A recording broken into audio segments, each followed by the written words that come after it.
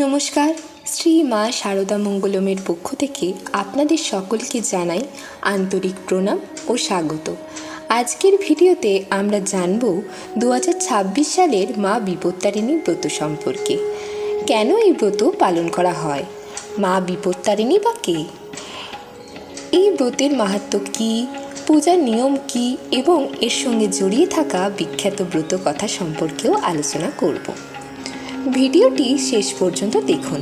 যদি ভিডিওটি ভালো লাগে তাহলে অবশ্যই লাইক, শেয়ার এবং চ্যানেলটি সাবস্ক্রাইব করবেন। চলুন তাহলে জেনে নিই মা বিপত্তারিণী কে। মা বিপত্তারিণী হলেন দেবী দুর্গার এক মহাশক্তিশালী রূপ। তাকে সংকট নাশিনী, বিপত্তারিণী এবং ভক্তের রক্ষাকর্ত্রী হিসাবেও মানা হয়। বাংলার ঘরে ঘরে বহু বছর ধরে এই ব্রত পালন করা হয়ে আসছে। বিশ্বাস করা হয়, যিনি আন্তরিক ভক্তি ভরে মা বিপত্তারিণীর আরাধনা করেন তার জীবনের নানা বিপদ, অশান্তি, রোগ ব্যাধি ও সংকট থেকে মা রক্ষা করেন। এই কারণে দেবীর নাম হয়েছে বিপত্তারিণী, অর্থাৎ যিনি সমস্ত বিপদ থেকে উদ্ধার করেন। 2026 সালের বিপত্তারিণী ব্রত কবে? চলুন জেনে নিই। বাংলার আষাঢ় মাসে রথযাত্রা ও উল্টো রথের মধ্যবর্তী সময়ে যে শনিবার বা মঙ্গলবার পড়ে সেই দিনগুলিতে বিপত্তারিণী ব্রত পালিত হয়। 2026 সালে এই ব্রত পালনের প্রধান দিন হিসাবে 18 জুলাই শনিবার এবং 21 জুলাই মঙ্গলবার উল্লেখ করা হয়েছে। স্থানীয় পত্রিকা অনুযায়ী সময় সামান্য পার্থক্য হলেও হতে পারে, তাই নিজের এলাকার পত্রিকা দেখে পূজার সময় নিশ্চিত করে নেবেন।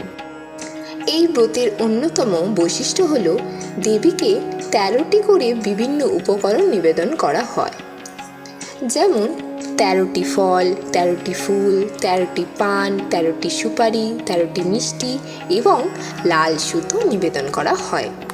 পুজো শেষে সেই লাল সুতো হাতে ধারণ করা হয়। বিশ্বাস করা হয় এই সুতো দেবীর আশীর্বাদের প্রতীক এবং ভক্তকে নানা বিপদ থেকে রক্ষা করে। ব্রতকথার সংক্ষিপ্ত কাহিনী রয়েছে, চলুন তাহলে জেনে নিই। প্রাচীনকালে এক রাজ্যের রানী ও এক চর্মকারের স্ত্রীর মধ্যে গভীর বন্ধুত্ব ছিল। একদিন রানীর মনে নিষিদ্ধ খাদ্য দেখার প্রবল ইচ্ছা জাগে। বন্ধুর মাধ্যমে সেই খাদ্য রাজপ্রাসাদে আনা হয়, কিন্তু বিষয়টি রাজার কানে পৌঁছে যায়। রাজা অত্যন্ত ক্রুদ্ধ হয়ে রানীকে কঠোর শাস্তি দেওয়ার সিদ্ধান্ত নেন। ভয়ে কাঁপতে কাঁপতে রানী আন্তরিকভাবে মা বিপত্তারিণীর শরণাপন্ন হন।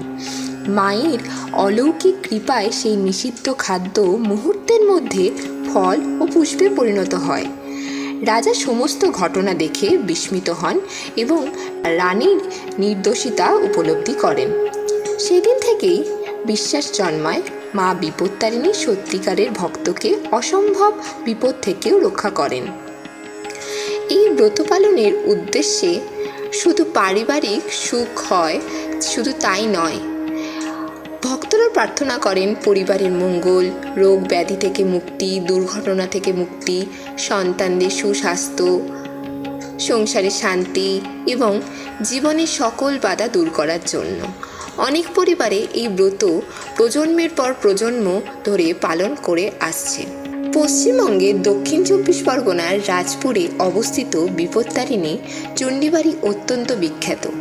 প্রতি বছর হাজার হাজার ভক্ত যেখানে গিয়ে দেবীর দর্শন করেন এবং মানত পূরণ করেন।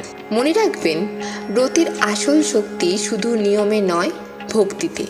মা বিপত্তারিণী বাহ্যিক আয়োজনের চেয়ে আন্তরিক মনকে বেশি গুরুত্ব দেন, তাই অহংকার নয়, বিশ্বাস ও ভক্তি নিয়ে তা শরণাপন্ন হন। বন্ধুরা, আজ আমরা জানলাম 2026 সালের বিপত্তারিণী ব্রতের মাহাত্ম্য, পূজার নিয়ম, ব্রতকথা এবং এর আধ্যাত্মিক গুরুত্ব।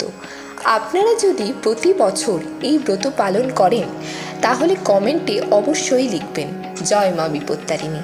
ভিডিওটি ভালো লাগলে লাইক করুন, বন্ধুদের সঙ্গে শেয়ার করুন এবং এমন আরও ধর্মীয় ও আধ্যাত্মিক ভিডিও পেতে শ্রী মা সারদা মঙ্গলম চ্যানেলটি সাবস্ক্রাইব করবেন। সবাই ভালো থাকুন, সুস্থ থাকুন।